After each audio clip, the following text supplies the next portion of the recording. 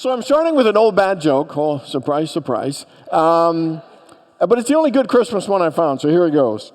There was a perfect man who met a perfect woman, and they had a perfect courtship, and they had a perfect wedding. And of course, their lives together were perfect.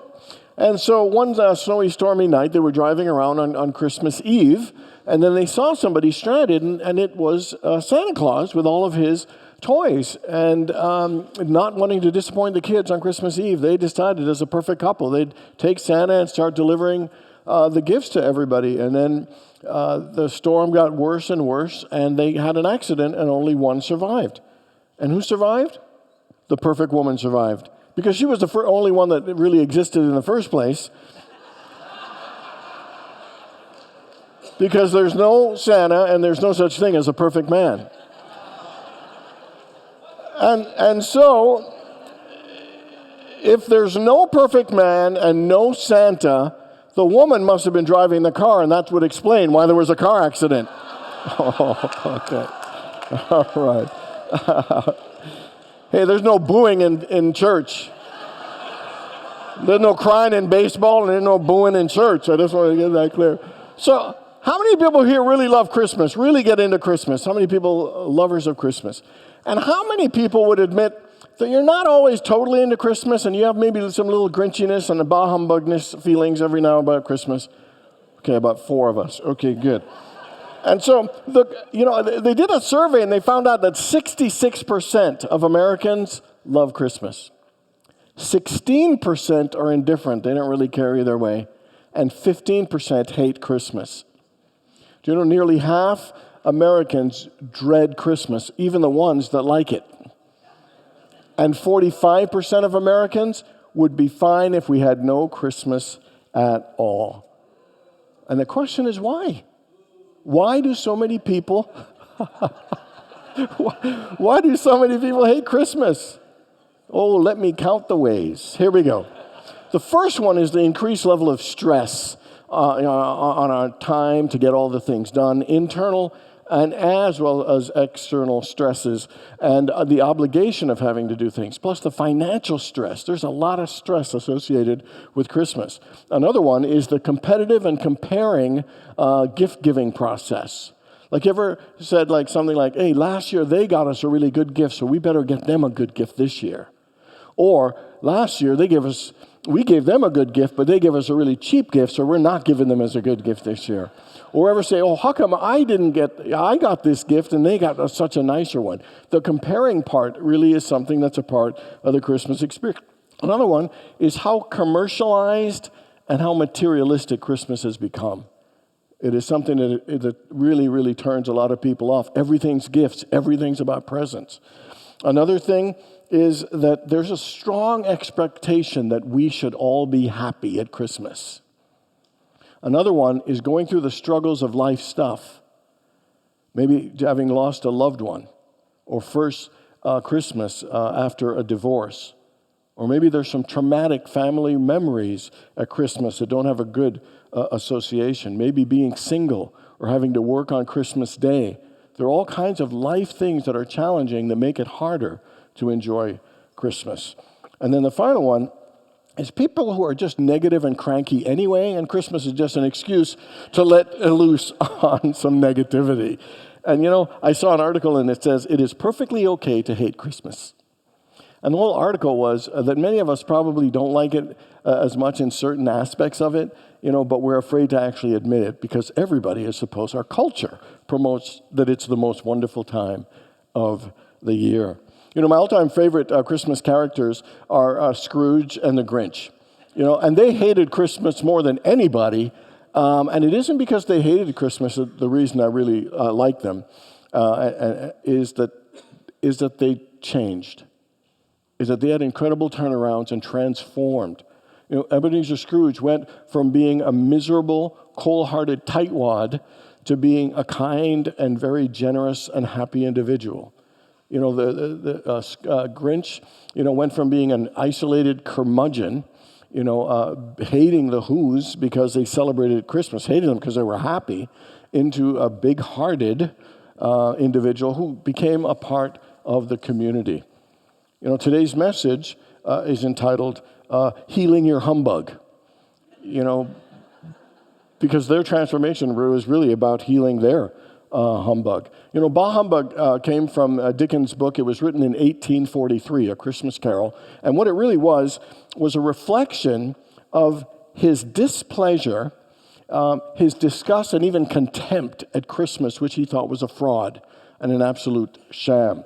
But when I'm using Bah Humbug, I'm using it more to represent the things in our lives that sometimes have our hearts closed, or where we're hurting or struggling, and whether it's from family conflict or some kind of trauma or feeling of unworthiness, any kind of pain in our lives that blocks us from feeling the fullness of the joy of Christmas and really the fullness and the joy of life. Our Bah Humbug represents anything in us that really needs to be healed, anything in us that needs to be transformed, any darkness that needs to be brought to the light so we could truly feel a level of peace and happiness at the holiday and elsewhere. It is that part in us that where we need to have a breakthrough, to have a spiritual awakening and really a spiritual birth, rebirth, and renewal. Marcus Bach, in his book, Because of Christmas, says, somewhere in life, every thinking person must come upon his or her Bethlehem, the place of spiritual awareness and the place of spiritual rebirth. My favorite thing of the real Christmas story aspect of it was when Mary was told by the angel that she would give birth to the Messiah. And she was like, what? Me? I'm a virgin. I'm not qualified to give birth to, he says, that's above my pay grade. It makes no sense. That doesn't work. And yet, even though she had no idea, she was willing. She was willing and had the faith that God could work through her to do something more amazing than she even thought was possible for herself. And similarly, I believe at Christmas that God is calling all of us to give birth to something greater within ourselves, a greater level of love, a greater level of joy or peace or whatever it might be. With Grinch and Scrooge, there was a greater version of themselves, a more loving and kind version that had to be given birth through that experience, and it wouldn't have happened unless they were able to heal their humbug. So my question is, what is blocking you and inside of you that is preventing you from feeling the fullness of the joy of the season, the fullness and the joy of your life? What is your Bah Humbug that needs to be healed? So we're going to look at 4 ways to heal our humbug. And the first one is to be at peace with what is. As I mentioned before, one of the greatest stresses and pressures about Christmas is the expectation you should be happy. That we should all be happy and this should be the happiest time of the year. And if we're not happy, what happens is we tend to feel bad. We feel like something must be wrong with us. I must not be doing it right. I'm not living up to the standard of happy and success that I expect and that other people expect as well. And what we end up doing is either going through the motions, pretending we're happy, or sometimes we withdraw and don't really engage. Then we make it worse by saying, I should really be happy. I should be doing better than this. I shouldn't be alone for the holidays. We have all these shoulds. And, anytime we do this should thing, it is a shame-based practice, that is harmful because it creates a lot of anxiety and the very opposite of what we want. It creates more unhappiness. Every time we pretend to be happy or force ourselves to be happy, or reject what is going on in front of us, we make ourselves unhappier. Carl Jung said, what we resist persists.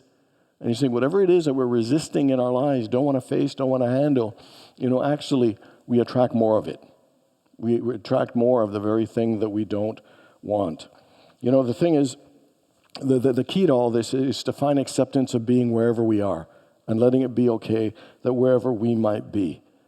Acceptance isn't giving up. Acceptance is saying, hey, I'm not going to put that energy on resisting and hating and complaining and thinking I should, and just be at peace with that's the way things are at the moment.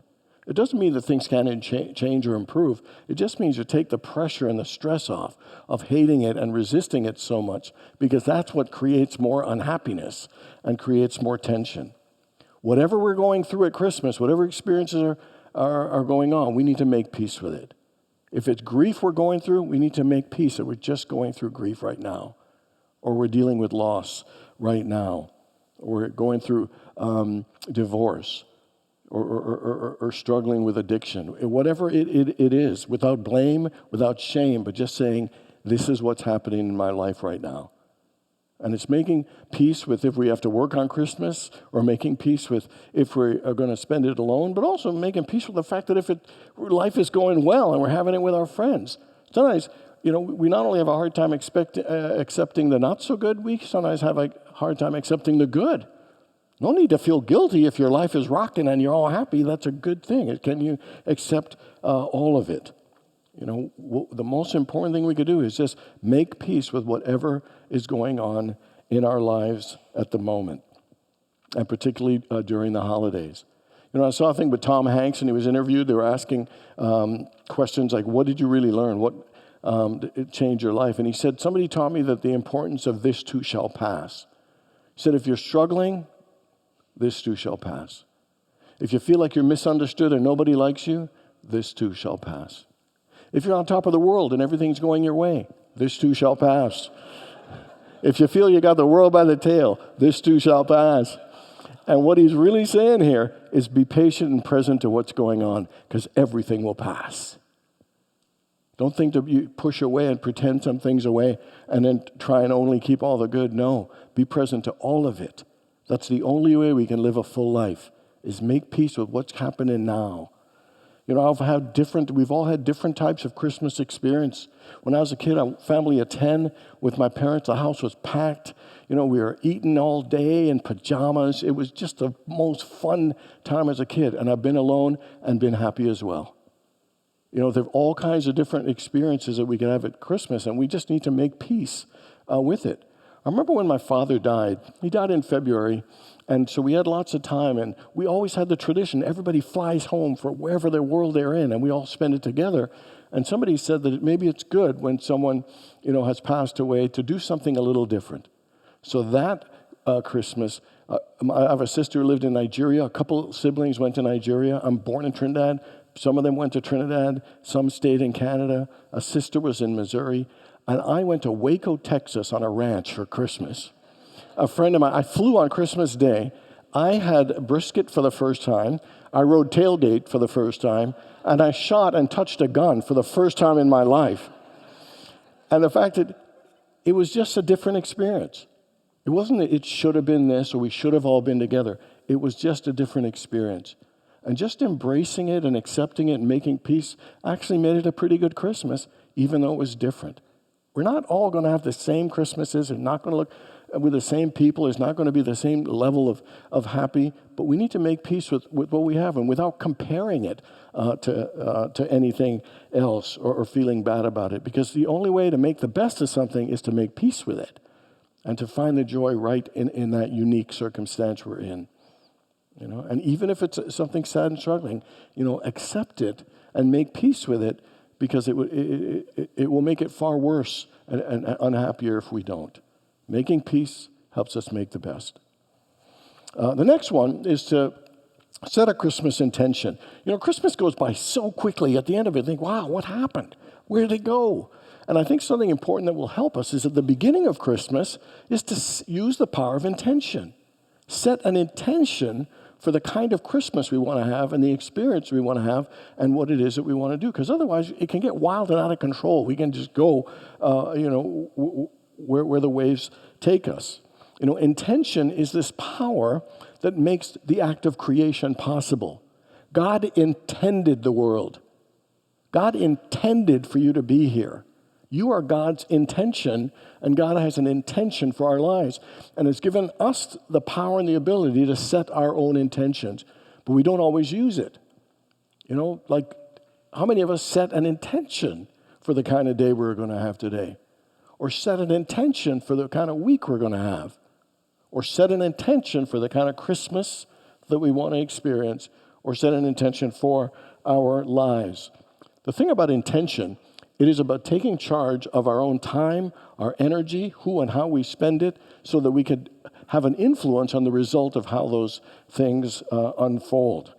So my question is, what kind of Christmas do you intend to have? Do you intend to maybe slow it down a little bit and be more present and engaged? Do you intend to maybe do a little bit more because you haven't been as active? Do you intend to be kinder and more patient and more gentle? Do you intend to be more present to the people in your life, or maybe a little bit more playful? Intention is a power. Intention is like eating at Burger King. You can have it your way. You rule. I mean, and so, again, what is your intention for how you want to feel and experience this Christmas? And then the third one is you gotta open and walk through the door of healing. You know, it's important that we don't ignore the humbug or the things that get triggered in us at Christmas, and because we can easily think, oh yeah, well, when the holidays are over, it'll be all good. And it isn't. It's just a trigger. The humbug is a trigger of something that needs to be healed. It just so happens to get triggered at Christmas, but it doesn't take it away for the rest of the year. And so for us to do that healing, we must be willing, to open and walk through that door of healing. It's not just going to happen by itself. I love it with Scrooge. The door opened for him because Jacob Marley's ghost sent these three girls, so the past, present, and the future, and he got a chance to really observe his decisions and the choices he's made and how he treated people and the impact that he had. He had an opportunity to really do some soul searching of saying, is this how I want to keep showing up in life? And what's the trajectory? Where am I going to end up based on how I'm showing up? And he was able to, decide to choose and change.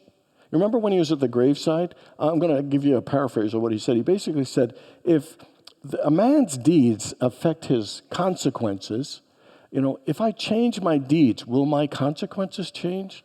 And of course the answer was yes. And so the door was open and he walked through and he changed himself. He acted in a greater way. He was more joyful. He went to his nephew's house. I mean, he celebrated. He was kind and generous to everyone. Our humbugs can be healed, but we must be willing to open when it gets triggered to do the inner work and to walk through that door of healing. The Grinch, and I'm going to use the Jim Carrey version, the door opened for him to heal by not only his hate, but also Cindy Lou Who's love for him. And she got to understand him and nominated him to be the holiday cheermeister, whatever else that thing was. And he made a difference. It says his heart grew 3 times that day. He became a part of the community. Every one of us has some humbug that we need to open a space and to walk through that door of healing. And we need to do it. When it says faith without works is dead, faith opens the door, but the works of you've got to do, is to walk through that door. And remember when Jesus said, Lazarus, rise and come forth? He called him forth, but Lazarus still had to do the work to rise and come forth. And so we'll need to look, what is that humbug that needs healing within us at this time, and to open the door and to walk through it. I have 2 humbugs around Christmas. And they're really humbugs around 2 plays that I don't like. And that first one is White Christmas. Anybody ever seen White Christmas, the play, a few of us? And then how many people, and the other one is the Nutcracker. Don't like that one either. So how many people seen that? So when I was in my 20s, I was starting to get into theater, so I went to White Christmas because the song was so nice. I thought I'd love to play. But it was about these 2 entertainers, 2 guys, and they had met 2 women entertainers, and one of the couple really hit it off, and the other one really didn't. And the rest of the play was how these people who didn't like each other end up liking each other at the end. I don't know why that was a bah humbug for me, but I wasn't really that into it. And then the second one was the Nutcracker. I wanted to go to my first ballet, never been to one. See the thing, my God, no one's speaking. It's only dancing on the top of their toes. And if you know what it's about a girl who gets a toy nutcracker, and magically it comes to life, and then it starts fighting an army of really big rats. This is what it's about. And I'm like, my God, I can write a ballet then. And so fast forward 30 years till the last couple of months. And so we were doing these out and about, we go to the MIM, we go to these different places. Somebody recommends a Nutcracker, and I'm like, no, please. No. And it's like, but Reverend Maraj, you got to go. That's the whole thing, out and about with you. It's like, no. And it's like, oh, God, okay, I'll go. And then somebody else says, hey, White Christmas is planned. Let's go. Like, no. And guess what? They were last Thursday and Friday, consecutive days. The universe was conspiring for me to heal my humbug. And I went to White Christmas, and it was fabulous. The dancing and the music, it was incredible. And then the Nutcracker, there was a concert of Billy Joel, there was a Suns game, and there was the Nutcracker all at the same time. It took an hour and a half to get there. The play didn't begin for 30 minutes. It was delayed 30 minutes. I didn't get to socialize with the people. That was what the whole out and about thing is. I'm thinking, God, this is not looking good. But I saw the thing, and oh my God, the dancing and the music was so incredible. I was so touched. And I was moved. And I could say, I am healed of my humbug. I love these plays. Now, I never want to see them again. I'm complete, but I'm saying, at least it won't trigger pain or anger if someone mentions it. And so, my question is, so what is the humbug you got to heal? And are you willing to open a space and instead, when it gets triggered, instead of pushing it away or shooting yourself out of it, is to say, hey, what work do I need to do? Well, who is it that I need to forgive? Or what is it that I need to let go? Or what is it that I just need to accept and just be okay? Just find peace in it. You know, like the Grinch and Mary and Scrooge were all called to give birth to something greater. And that is because there's unexpressed love still in us. There's unexpressed joy in us still. There's unexpressed beauty and kindness and genius that we haven't fully allowed to come forth. So the triggering of the humbug is really a triggering of the sign. There's something in us that wants to be healed so we can express more light and love and joy and goodness in the world, in ourselves, and in our relationships. And the last one for healing our humbug is that we got to make sure we have some fun. That we have some fun. One of my favorite parts of the A Christmas Carol, the Alistair Sim 1956 version, is that when he wakes up and he's so giddy in the morning, Scrooge, he's just so happy. He's so joyful. He got a second chance. He realized he could live a happy and joyful life, and he's just giddy like a child. And when it says to enter the kingdom, you must become as a child, because children bring joy. You know, they're always playing and smiling and happy. And we need to get back to that childlike nature. You know, here's what Rhonda Byrne, everybody remember The Secret? The author of The Secret says this. She said, life is supposed to be fun. You know, when you're having fun, you feel great and you receive and attract great things. Having fun brings the life that you want, and taking things too seriously will have you attract more things that you have to take too seriously. And that's an important thing. And one distinction I want to make here is that having fun and being childlike doesn't dishonor or disrespect the fact that life is serious and we go through tough stuff. But life going through tough stuff also doesn't mean that life isn't meant to be fun and joyful. And we have to find that balance in between, not forcing ourselves, but allowing it to come forth. And so it's a matter of this Christmas choosing to go do some fun things. You know, if you want to go on a hot air balloon or go for a bike ride or a hike, I don't know what's fun for you, but find what's fun for you. You know, and whether it's fun reading or going out to eat or cooking something nice, like on a day today, a grilled cheese sandwich and a hot bowl of tomato soup would be lovely to cool the winterness or comfort that. I mean, recently I've been throwing the frisbee. I've played badminton. You know, I baked cookies. I don't really eat Christmas cookies, so I baked some sugar-free peanut butter cookies, and then I gave a few of my friend for her kids. And apparently it did not go over well. And I gave 5 cookies, and apparently there's 5 cookies minus 1 bite. And so that's okay. But I had fun doing it. I'm looking forward to caroling. I haven't done Christmas caroling for a long time, and getting to do it with Steve on Tuesday with a VIP, that's going to be so much fun. But what makes you happy? What are some things that are playful and childlike for you? Because we really need to reconnect with that spirit. Maybe a massage, a spa day, whatever it is, engage in it, because we need to find that childlike joy again. And also wish the people in your life smiles, wish them laughter, wish them joy, wish them playfulness, and wish it for yourself, because that joyful, lively energy raises the vibration within ourselves and gives us the freedom to be more childlike and to feel more alive. I'm feeling a buzz like somebody is feeling in this room. Oh, Richard, please tell a couple more jokes before this thing ends. I don't know. That's the vibe I'm picking up. I'm just picking up, and I got to go with the vibe. Here we go. So I got these two dogs. And I named one Timex, and I named one Rolex. They're watchdogs. Okay. Groaning is better than booing, so we're doing all right. Here we go. A friend of mine accused me of stealing his thesaurus. Not only was I shocked, I was appalled, aghast, and completely dismayed. Okay. One of my dogs ate all of the Scrabble tiles. And I'm afraid it's going to spell disaster. Okay.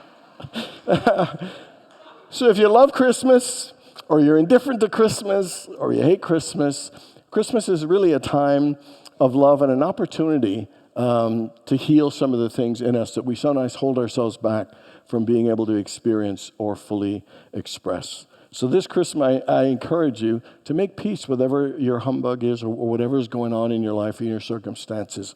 Secondly, set the intention for the kind of Christmas you want to have and how you want to experience it. Third, open and walk through the door of healing. And finally, have some fun. It will give us all a fuller and richer experience of life and Christmas if we all are willing to heal our humbug. God bless.